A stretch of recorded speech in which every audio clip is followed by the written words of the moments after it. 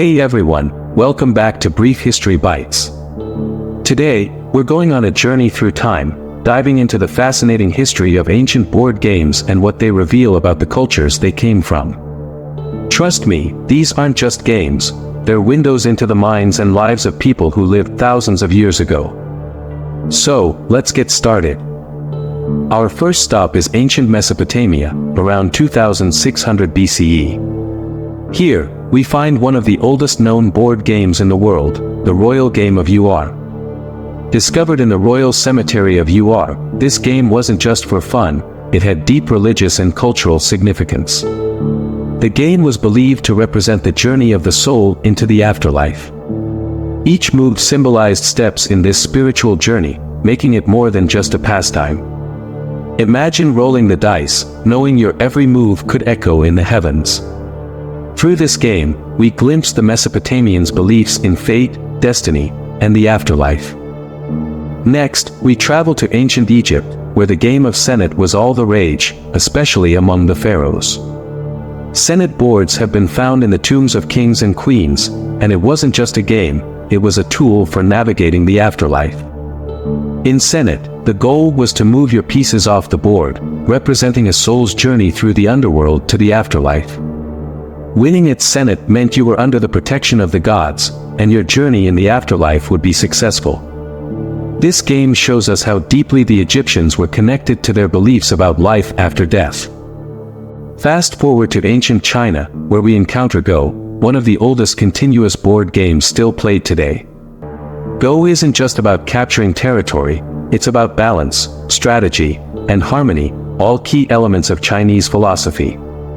This game reflects the Chinese belief in the importance of maintaining balance in life, and the idea that every move, no matter how small, can have a significant impact.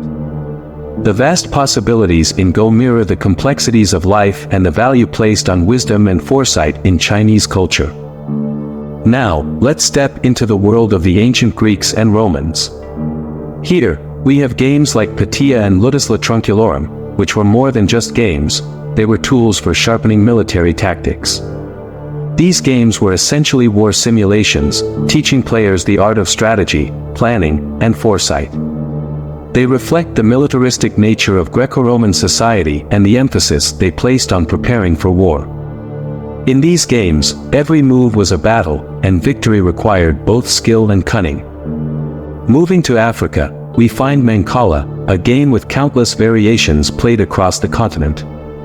The game involves capturing seeds, stones, or shells, reflecting agricultural practices and the importance of resource management in African cultures. Mancala isn't just about moving pieces, it's about planning ahead, thinking about the future, and making the most out of what you have. The game's simplicity and depth are a testament to the ingenuity of African societies, where every move echoes the rhythm of planting, harvesting, and survival. Finally, let's visit ancient India, where the game of Chaturanga was born. This game is the direct ancestor of modern chess, and it's all about strategy and military tactics. Chaturanga represents the four divisions of an ancient Indian army: infantry, cavalry, elephants, and chariots.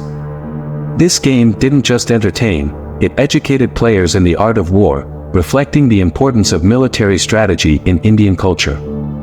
It's fascinating to see how Chaturanga evolved and spread across the world, influencing countless other board games. One of the most interesting things about ancient board games is how they traveled across cultures.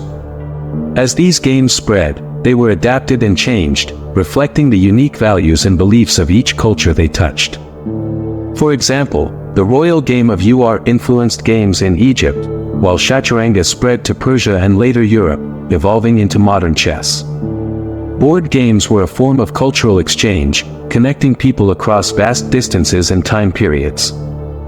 Many ancient board games were more than just a way to pass the time, they were deeply symbolic and often tied to religious rituals.